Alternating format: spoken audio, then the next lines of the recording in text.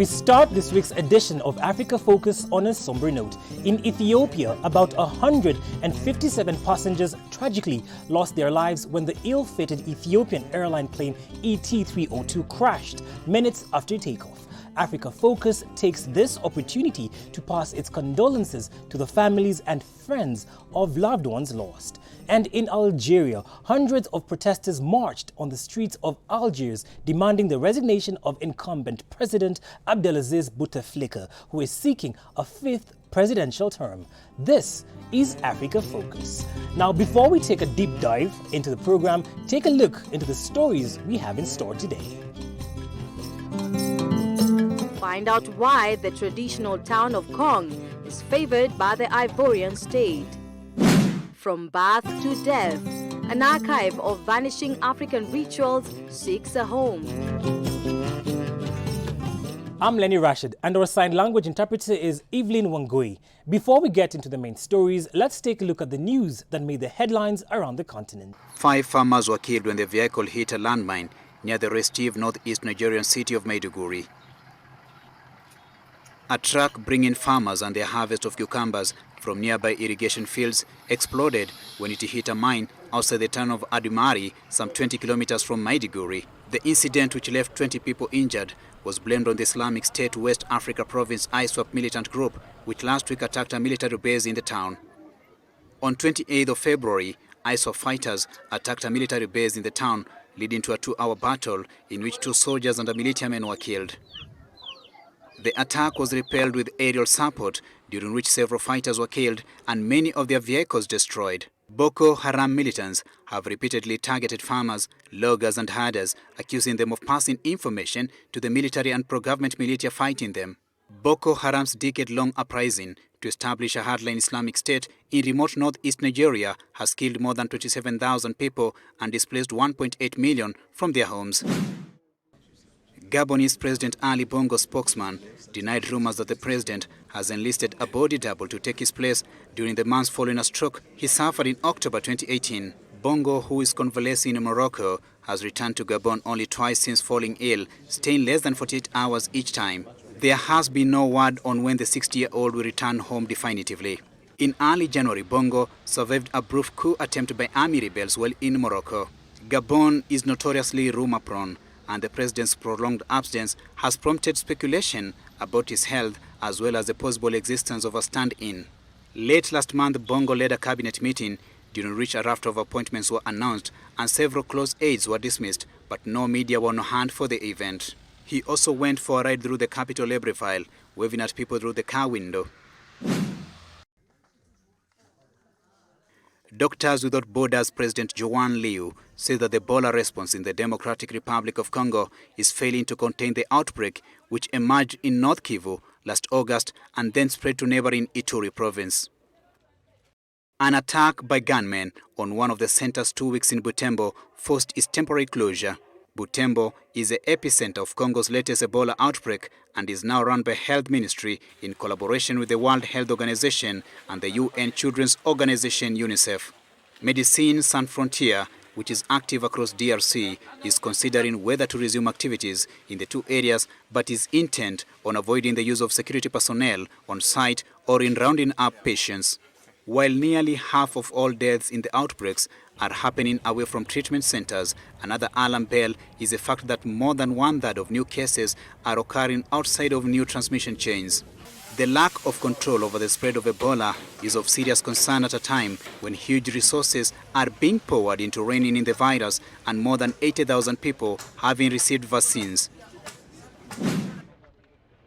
Comoros President Azali Assoumani survived an attempt on his life as he crisscrossed the country, drumming up support ahead of polls on 24th of March. But the opposition insisted the incident on Ajuan Island, which Azali's team said left the president unscathed, was not at all credible. Tensions are high on the Indian Ocean's archipelago after a brief armed insurrection on Ajuan Island last year and Azali victory in a controversial referendum that could mean he rules until 2029. Azali first seized power in a coup against an acting head of state in 1999 and was returned to office until 2006 in a multi-party vote. Today, Azali critics say that he has taken an authoritarian turn. 4 people were killed and 9 wounded when a car bomb exploded near a restaurant in central Mogadishu. Police said Al-Shabaab, the jihadist group, claimed responsibility. The restaurant was near a security checkpoint in the Somali capital, not far from the presidential palace. The road in which the blast occurred houses eateries and tea shops. The nationalist Islamic group linked to Al-Qaeda is fighting an armed insurrection in Somalia against what it sees as heretic and foreign influence. Earlier this month, at least 20 people died in an attack in Mogadishu, which saw Al-Shabaab jihadists battling security forces for nearly 24 hours. The Al-Shabaab were chased out of Mogadishu in 2011 by the 22,000-strong African Union mission AMISOM and had to abandon most of their strongholds. But they still control vast rural areas and remain the key threat to peace in Somalia. President Mohamed Abdullahi Mohamed, elected in February 2017, has declared a state of war against the group. Kong, a town in northern Ivory Coast, is the former capital of an empire founded in the 18th century by Sékou Ouattara. It's a town associated with the current Ivorian president Alassane Ouattara's clan. Today, with its modern roads, social housing and other construction sites, Kong benefits from state funding. But some view this as unfair preferential treatment, especially when other cities of similar size also need to develop. At the town's entrance, there is a signpost that reads "Visit the Mosque," written on an old illustrated panel next to one of the 2 historic mosques built with Sudanese architecture. While visiting Kong town, you will see its brand new high school, its paved 4-lane road, innumerable building sites, a general hospital, social housing, electrical transformer, market, bridges, among others, being some of the latest visible infrastructural developments. The city is said to benefit from being home to the president Alassane Ouattara. With his arrival, the city grows bigger. We have seen a lot of development since his arrival at the head of this country. Today we have a prefect with 4 sub-prefectures, and we have a general hospital under construction. We have all these services that are under construction. We know we have a treasure under construction. We have a hotel today that did not exist. We have asphalt in town here today. It is good to live in. At every moment, there are construction sites that are being built in Kong. The last census in 2014 recorded 29,000 inhabitants in the town.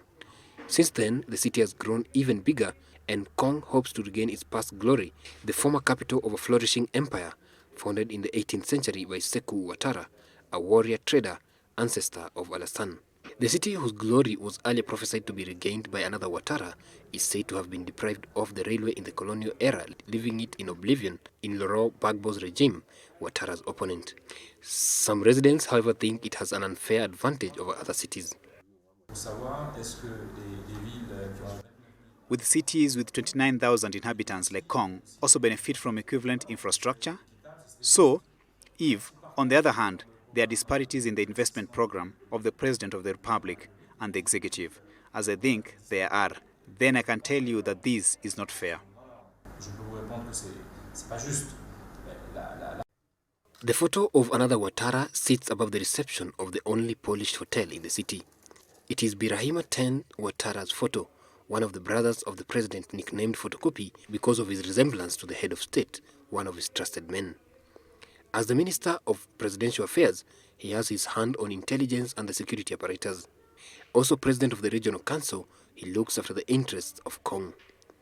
People believe that because Ouattara hails from this city, then money is easily accessible, a claim that others dispute. You have to work, but people tend to say yes. Everything is easy in Kong. It's the president's place, but everything is like that. Wherever you are, work alone pays.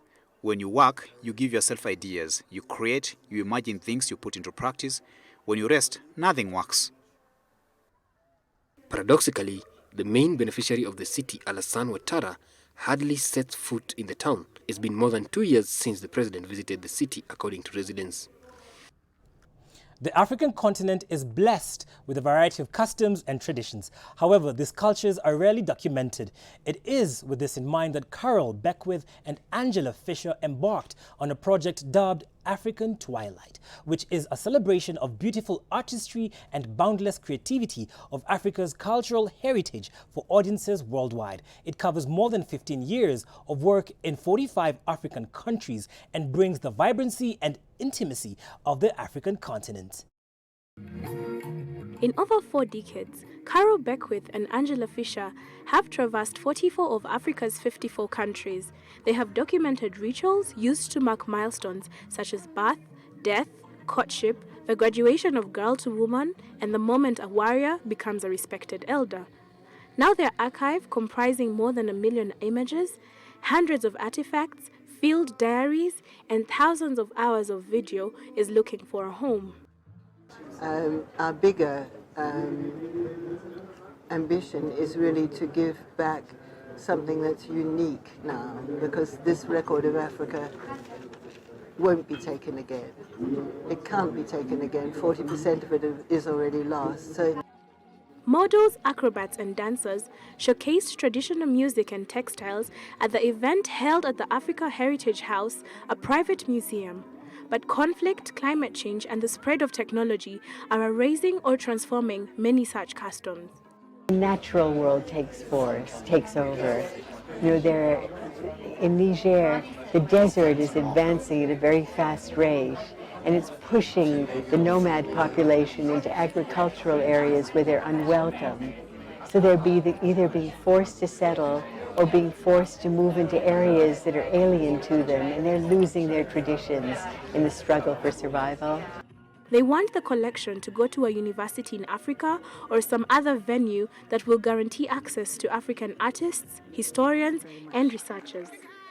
it's really important for change to happen, but when change can happen in a way that works without you losing your identity, you know, you still can be Maasai, you still can, you know, enter the 21st century, you can go run the marathon in New York, you can do whatever you want to. In South Sudan, decades of war has devastated traditional Dinka culture, said Beckwith, an American. Few now can make the beaded corsets whose patterns and colors would tell you the life story of its wearer. In Ethiopia, desertification and land grabs are pushing nomads south into farming lands or towns. Samburu elders in Kenya worry that the youngsters enamored of cell phones and city life no longer care for time-consuming social ceremonies and the obligations they entail. The photographer's friend, Nick Okundaye, a Nigerian chief and textile artist, is trying to revive the laborious methods for dyeing partnered indigo clothes, a tradition handed down from her great-great-grandmother.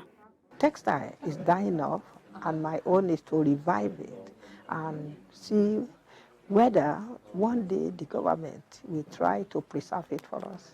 So the young generation coming will be able to have a story on their textile. Women once used the cloth, Nigeria's color of love, Okundaye says, to flaunt matrimonial harmony, but the months-long process to produce a piece makes it too expensive for most consumers. So now her work hangs in Washington's Smithsonian Museum and is pictured in the pages of Beckwith and Fisher's books. Coming up after the break. Egyptians race against time to save the country's ancient tent-making craft. We're about to pay some bills. Don't touch that dial. Keep it switched.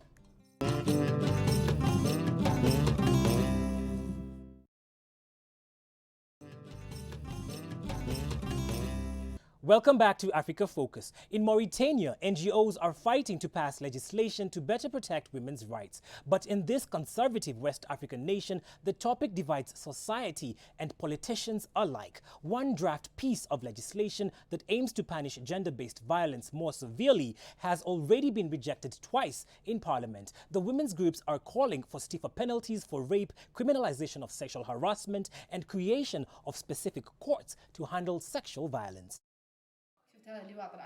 Zara has lived through a mother's worst nightmare. Months after the attack on her 5-year-old daughter, emotions are still raw. He came, he took my daughter whilst I was asleep. He took her away and he raped her. She had to have an operation. The rapist, a serial paedophile, was sentenced to 10 years in jail. But according to the Association of Women Heads of Family, sexual offenders in Mauritania are often released well before the end of their sentences. There are calls for more extensive legislation with regards to women's rights, and in 2016, new legislation was drafted seeking much harsher penalties for sexual violence. We need this law because we know that violence against women is skyrocketing. But in this religiously conservative country, the bill proved to be too controversial. It was rejected by Parliament twice and has now been withdrawn by the government. We cannot adopt a law which contradicts Sharia law, which is the basis of the nation's constitution. Opponents of the bill also criticise its wording. They say that the notion of gender in the title would pave the way for a possible defence of homosexuality, which is illegal in Mauritania. But among those that rejected the draft legislation, some are willing to seek a compromise to achieve better protection of women's rights.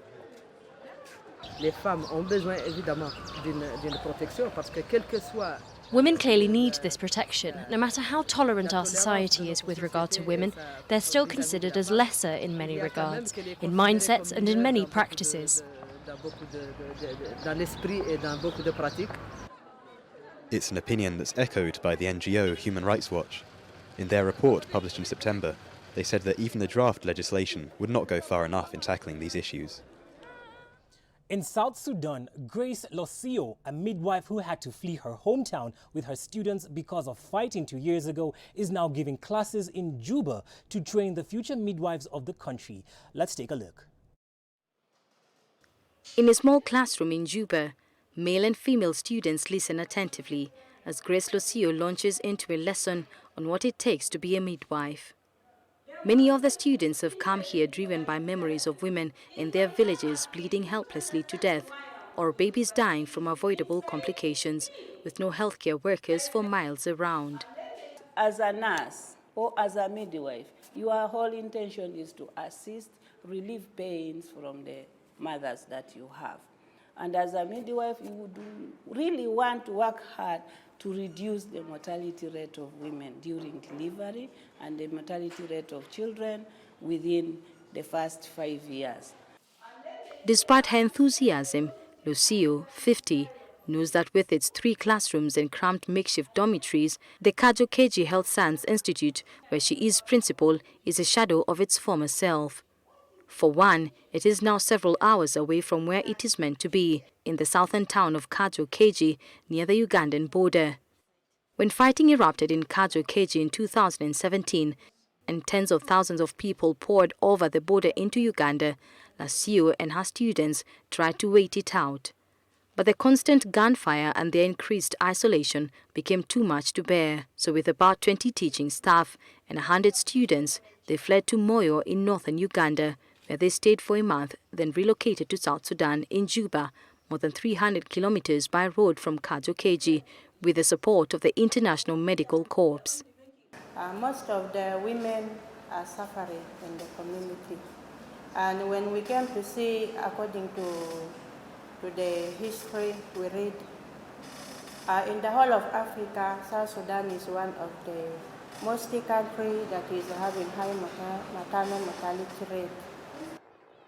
She was carried as a baby into a Ugandan refugee camp by her mother after her father was killed and their house burnt down as war raged between Khartoum and southern rebels agitating for greater autonomy. After independence, an NGO-backed initiative to train midwives took off across the country. After studying nursing in Uganda, Lucio returned to South Sudan in 2006 and began training midwives 2 years later with IMC. In 2018, 36 of those students graduated as midwives, and new ones have since joined from across the country.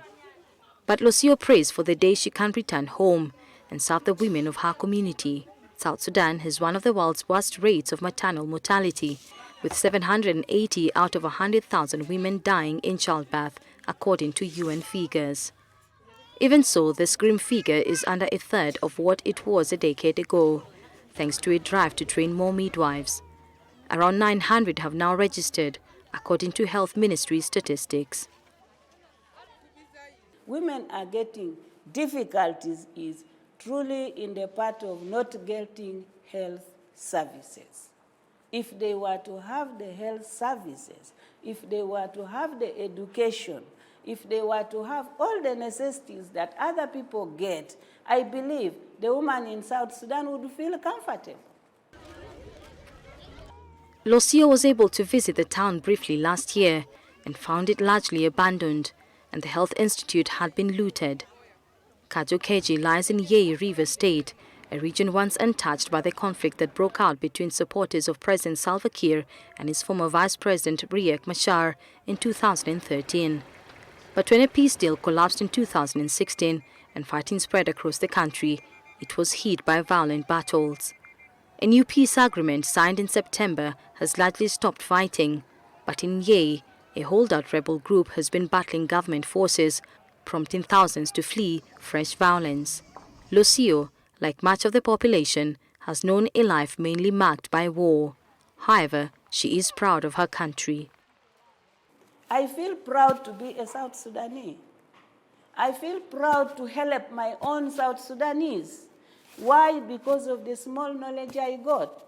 So my cry is, if all my South Sudanese women would also have the chance of getting this education, tomorrow would be great. South Sudan's population was last officially estimated at about 12 million, and UN figures show war has scattered millions of them. More than 5 years of conflict has left many women on their own in childbirth. Mohsen Al-Khayami has for years watched as his once lucrative craft business dwindles. Fellow artisans have also deserted the ancient art known as Khayamiya or tent making for better paying jobs. The 68-year-old, a master of one of Egypt's most traditional crafts, has been hand stitching the decorative appliques that range from wall hangings to bed quilts for more than half a century, so long that his customers have named him after his art. In days gone by, his craft was used to make tents and large tapestries, but has since evolved with increased demand. These days, Khayamiya is involved in the creation of ornamental items, mostly in cotton, that can also include pillowcases and throws. Khayami's shop is among 24 others lining the covered Yamiya Street, or the Street of Tent Makers, opposite the towering 11th century Bab Zuwayla, one of all Cairo's main surviving gates. The street has lured tourists for years, and the craftsmen's shops were among the main drawers for foreign visitors until the 2011 uprising that toppled long-term ruler Hosni Mubarak. Tourism was better before. Now it's a bit weak. We only get tourists from time to time, and work is bad. The centuries-old art of Khayamiya goes back to the time of traveling caravans, when huge tent pavilions were used as shields from the desert's searing sun.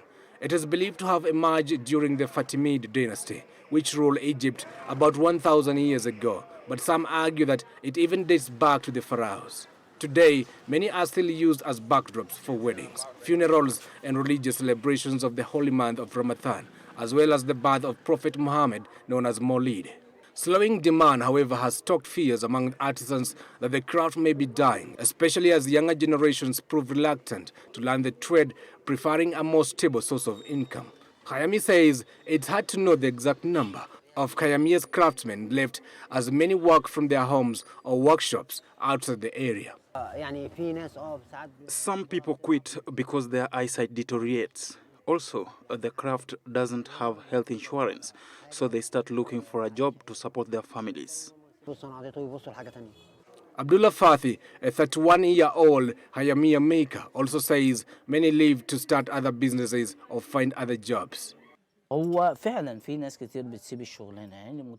people gave up the craft. Only those who inherited the craft or have a family business have kept on working to maintain the shops. But usually a craftsman cannot sustain a tourism crisis, so he abandons his craft.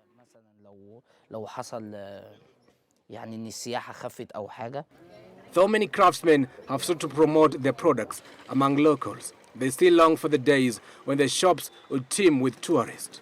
Signs since late 2017 that tourists may be on their way back to Egypt have brought a smaller glimmer of hope. On Africa Focus, we love hearing from you, so make sure you get interactive with us on our various social media pages. Remember, you can view this program along with our wide array of other programs on DSTV channel 268. On behalf of the entire team here on Africa Focus, thank you for keeping us company on this exciting journey. Enjoy the rest of your viewing.